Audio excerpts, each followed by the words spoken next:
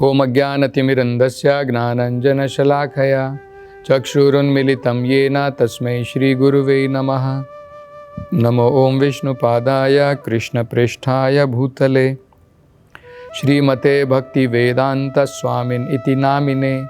नमस्ते सरस्वते देवे गौरवाणी प्रचारिणे निर्विशेषा शून्यवादी पाश्चात्यदेशतारिणे। जय श्री कृष्ण चैतन्य प्रभु नित्यानंद श्री अद्वैत गदाधर श्रीवासदि गौर भक्तवृंद। हरे कृष्णा कृष्ण कृष्णा हरे हरे, हरे राम राम राम हरे हरे। हरे कृष्ण। तो अब शुकदेव गोस्वामी महाराज परीक्षित को आगे बड़ी ही सुंदर उनको जो है संदेश देते हैं। उन्हें अब 7 दिनों में क्या करना चाहिए, इससे पहले उन्होंने उनको शिक्षा प्रदान की थी कि सबसे महत्वपूर्ण व्यक्ति को जो है भगवान के नाम, भगवान की लीलाओं का श्रवण करना चाहिए, उनका कीर्तन करना चाहिए, उनका गान करना चाहिए। ये सबसे महत्वपूर्ण मनुष्य जीवन में उसका लक्ष्य होना चाहिए, यही सबसे महत्वपूर्ण कर्तव्य उसका होना चाहिए। तो ये तो शुकदेव गोस्वामी जी ने महाराज परीक्षित को बता दिया था। अब महाराज परीक्षित के मन के अंदर में ये संदेह आ सकता है कि भाई मेरे पास में केवल 7 दिन मात्र बाकी हैं, तो क्या ये सफिशिएंट है? क्या 7 दिन मेरे लिए काफ़ी है? ये भगवान का नाम का जप करना, भागवत कथा का श्रवण करना, भागवत कथा का कीर्तन करना, जो शुकदेव गोस्वामी जी जो बता रहे हैं कि जीवन की सफलता की हम प्राप्ति कर सकते हैं, तो क्या 7 दिन मेरे लिए काफ़ी है भगवान के जो है आध्यात्मिकता में प्रगति करके अपने जीवन को सफल बनाने के लिए? तो उनके मन में ये संदेह उठ सकता था।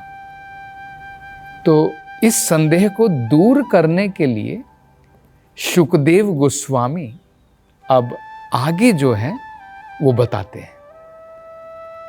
वो कहते हैं कि हे परीक्षित, एक व्यक्ति अगर लंबा जीवन जीवित रहता है, उसको प्राप्त है एक आशीर्वाद कि उसको जो है दीर्घायु, लंबी आयु की प्राप्ति है। कई बार हम लोग आशीर्वाद देते हैं कि दीर्घायु भवा, तुम्हारी जो है आयु लंबी हो। करेक्ट? इस प्रकार से हम जो है कई बार लोगों को आशीर्वाद देते हैं। तो शुकदेव गोस्वामी कह रहे हैं, लंबे जीवन का जिसके अंदर में परम लक्ष्य की प्राप्ति की एक रत्त मात्र भी अगर उसके लिए जगह नहीं है, तो उस लंबे जीवन का कोई फायदा नहीं है, वो केवल व्यर्थ जीवन है।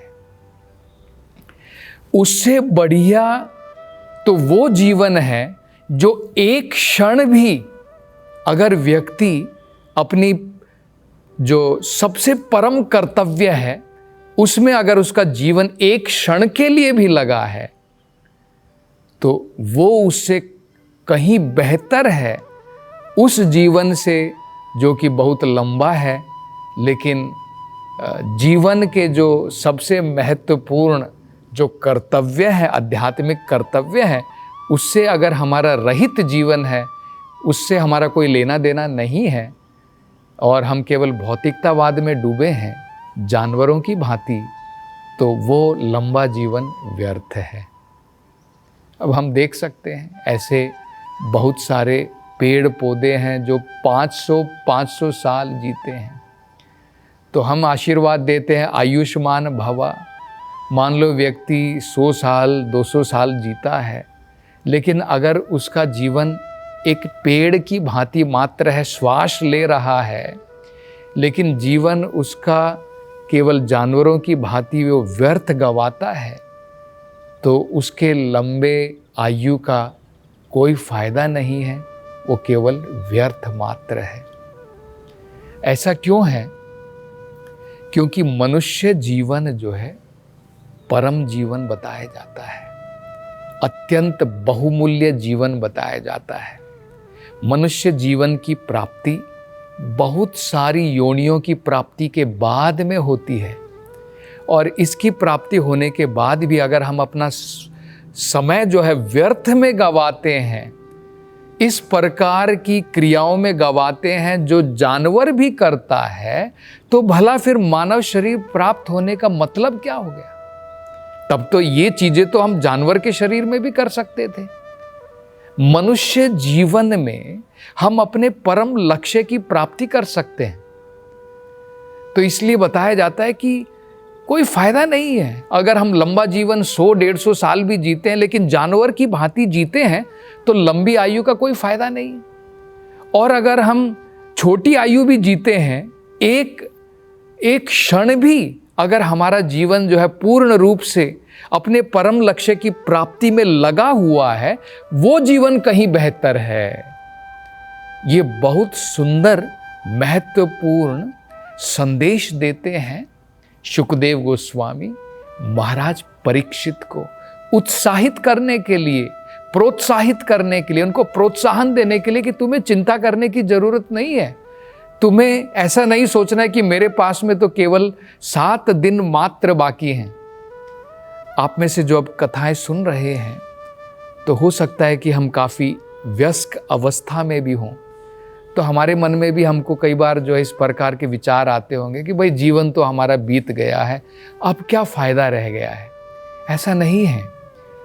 जब हम जागृत हो जाएं तो वो सवेरा है, हमें समझना चाहिए। अगर हम ये उदाहरण देख सकते हैं, महाराज परीक्षित ने अपने जीवन के अंदर में 7 दिन के अंदर में सफलता, परम सफलता की प्राप्ति कर ली है, तो हमें जो है उससे प्रोत्साहन लेना चाहिए। यही प्रोत्साहन शुकदेव गोस्वामी महाराज परीक्षित को दे रहे हैं। वो कह रहे हैं कि तुम्हें चिंता करने की जरूरत नहीं है, तुम्हारे पास में 7 दिन है। और इसके उदाहरण के तौर पर वो एक बड़ा सुंदर उदाहरण देते हैं वेदों के अंदर से। जो इतिहास में एक घटना घटी थी, उस घटना के बारे में बताते हैं। वो कहते हैं कि महाराज परीक्षित, क्या तुम्हें पता है महाराज खटवांगा जो है, उनके पास में 1 मुहूर्त मात्र समय था। तुम्हारे पास में 7 दिन, उनके पास में 1 मुहूर्त। 1 मुहूर्त कितना होता है? बताया जाता है कि लगभग 48 मिनट, 48 मिनट उनके पास में जो है उतना समय मात्र था। तो क्या हुआ था? खटवांग महाराज जो है एक राज ऋषि थे। मतलब राज ऋषि का मतलब क्या होता है? जो राजा भी थे, लेकिन उनका मन, उनका जीवन एक ऋषि की भांति था, एक महात्मा थे, तो उन्हें राज ऋषि कहा जाता है। जैसे पांडव भी जो हैं, महाराज युधिष्ठिर, परीक्षित महाराज, ये सब राज ऋषि थे, राजा थे, अपना कर्तव्य निभा रहे थे, लेकिन बड़े महान महात्मा थे। तो इस प्रकार के राज ऋषि थे, तो बड़े ही शूरवीर राजा थे। तो देवताओं ने असुरों को मात देने के लिए, उनको हराने के लिए इनसे मदद मांगी कि हमारी मदद करो, इन असुरों का जो है संहार करने के लिए, उनको मात देने के लिए। तो खटवांगा महाराज जो हैं धरती लोक से स्वर्ग लोक गए और वहाँ पर असुरों के साथ में उन्होंने जो है संग्राम किया, लड़ाई की, और उसमें जो है उस युद्ध में वो विजयी रहे और सारे देवता प्रसन्न हो गए। और प्रसन्न होने के बाद में कुछ आशीर्वाद देना चाहते थे।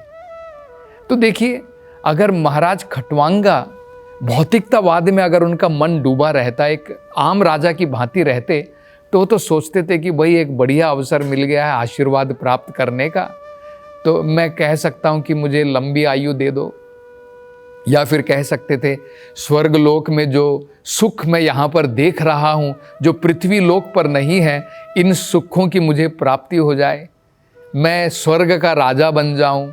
अनेकों प्रकार से वो जो आशीर्वाद पूछ सकते थे, लेकिन क्योंकि वो बड़े सावधान थे अपने जीवन के बारे में, उन्हें पता था कि मनुष्य जीवन अत्यंत बहुमूल्य है और उसका प्रयोग सही प्रकार से मुझे करना चाहिए। तो मतलब क्या है, अपने जीवन के प्राथमिक सफलता के लिए, प्राथमिक लक्ष्य प्राप्ति के लिए अत्यंत सावधान थे। ये हमें उनसे शिक्षा लेनी चाहिए। इसी प्रकार से हम कैसे भी जीवन व्यतीत कर रहे हों, लेकिन अपने परम लक्ष्य प्राप्ति के लिए हमें हमेशा सावधान रहना चाहिए। तो उन्होंने देवताओं से क्या पूछा? उन्होंने कहा, कृपा करके मुझे ये बताइए, मेरा कितना जीवन शेष है, मेरा कितना जीवन बाकी रह गया है।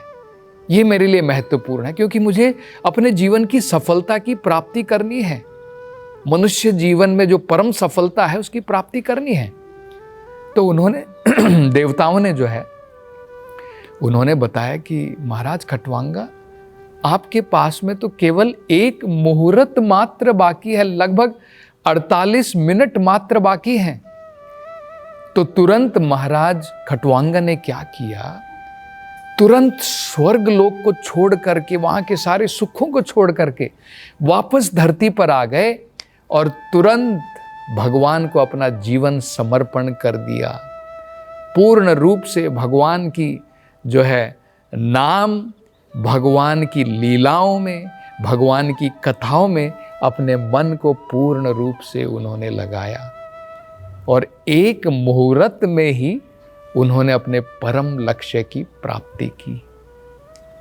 तो महाराज परीक्षित को ये प्रोत्साहन देने के लिए इस कथा के बारे में, इस घटना के बारे में शुकदेव गोस्वामी जी कहते हैं। मतलब वो कहना चाहते हैं कि तुम्हारे पास में 7 दिन हैं, इन 7 दिनों का प्रयोग भागवत कथा श्रवण में लगाओ।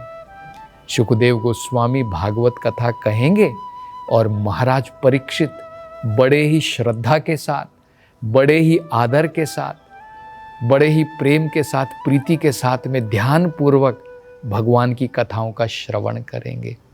और इन 7 दिनों में इस प्रकार से उनका मन लगाने से उनको पूर्ण सफलता की प्राप्ति होगी। हम भी यही सीख सकते हैं महाराज परीक्षित से। हमें भी बड़ा सावधान रहना चाहिए, अपने परम लक्ष्य के प्रति बहुत सावधान रहना चाहिए।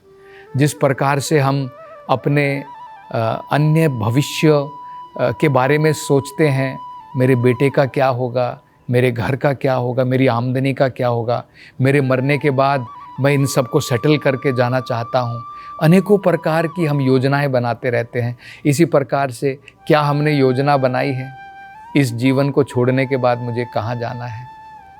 ये भी बड़ा महत्वपूर्ण है। ये जीवन छोड़ने के पश्चात मुझे किस प्रकार के शरीर की प्राप्ति होगी, क्या उसके बारे में हमने प्लानिंग करी है, योजना बनाई है? तो इसे कहते हैं सावधान रहना अपने प्राथमिक लक्ष्य सफलता की प्राप्ति करने के लिए, जो मानव जीवन में मात्र हम प्राप्त कर सकते हैं। तो ये हम सीख सकते हैं कि भाई ठीक है, अब तक मैंने कितना भी समय व्यर्थ किया हो, अनेकों प्रकार के कार्यों में मेरा मन लगा हुआ हो, लेकिन अब जितना मेरा शेष समय बाकी रह गया है, कम से कम वो तो मैं प्रयोग कर सकता हूँ अपने परम लक्ष्य की प्राप्ति करने के लिए। तो ये प्रोत्साहन हमें परीक्षित महाराज के जीवन से, खटवांगा महाराज के जीवन से प्राप्त करना चाहिए।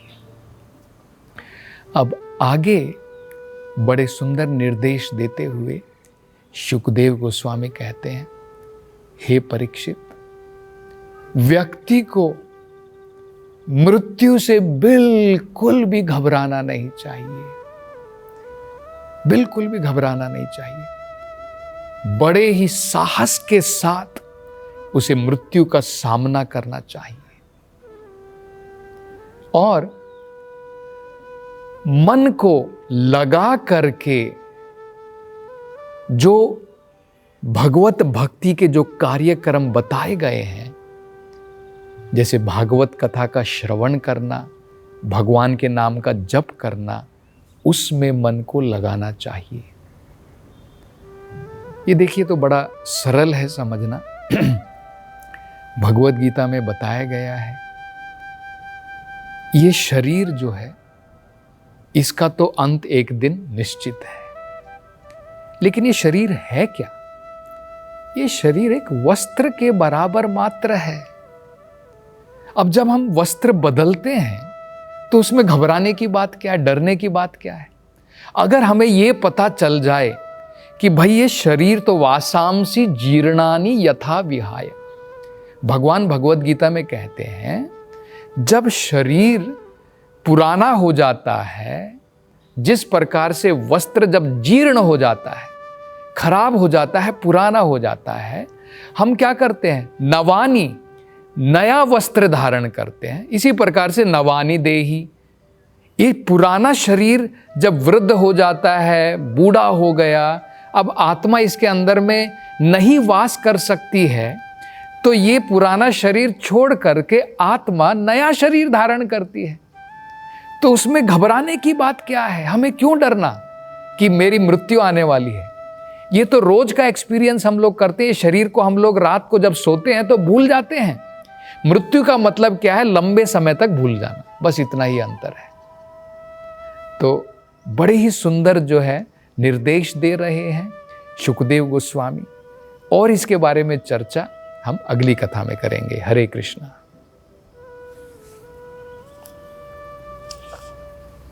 हरे कृष्ण मूवमेंट के संस्थापक आचार्य श्रील प्रभुपाद की हार्दिक इच्छा थी कि भगवान श्री कृष्ण और श्रीधाम वृंदावन की महिमा का पूरे विश्व में प्रचार हो। मथुरा वृंदावन में निर्माणाधीन गगनचुंबी वृंदावन चंद्रोदय मंदिर श्रील प्रभुपाद के इस उद्देश्य को समर्पित है। यह परियोजना वृंदावन को विश्व मानचित्र पर एक अनुपम छवि प्रदान करेगी। स्कंद पुराण में उल्लेखित है कि भगवान श्री कृष्ण के लिए एक मंदिर का निर्माण प्रारंभ करने मात्र से 7 जन्मों में किए गए पापों का नाश हो जाता है, और ऐसा करने वाला व्यक्ति नरकीय लोकों में कष्ट भोग रहे उसके पूर्वजों को मुक्त कर सकता है। अतः एक सुनहरा अवसर है भगवान श्री कृष्ण के लिए विश्व के सबसे ऊंचे मंदिर के निर्माण में सहयोग देकर सर्वोच्च पुण्य का भागीदार बने। 1 स्क्वायर फीट मंदिर निर्माण सेवा राशि 2100 रुपए मात्र। अधिक जानकारी के लिए संपर्क करें 8585850033 एवं 77259 77260।